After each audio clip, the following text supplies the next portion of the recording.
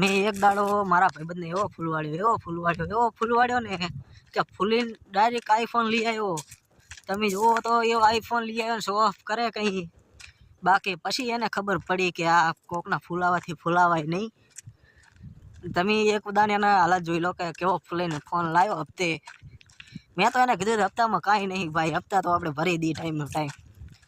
મેં પણ એને કહી દીધું કે હું હપ્તા હાલ દઈશ, હાલને એક બે ઘટે તો. પણ પછી તો આપણે તો શું કહેવું તમને, આપણે જ હપ્તાના બાકી હોય અને ક્યાંથી દેવા, બરાબર. એટલે તમે એની હાલત કંઈક જોઈ લો. મેં હપ્તે ફોન લેવડાવ્યો પછી એની હાલત કેવી થઈ. બહુ મજા આવશે. વિડીયો ગમે તો લાઈક કરજો, ફોલો કરજો, સબસ્ક્રાઈબ કરજો મિત્રો. સબસ્ક્રાઈબ કરવાનું ના ભૂલતા.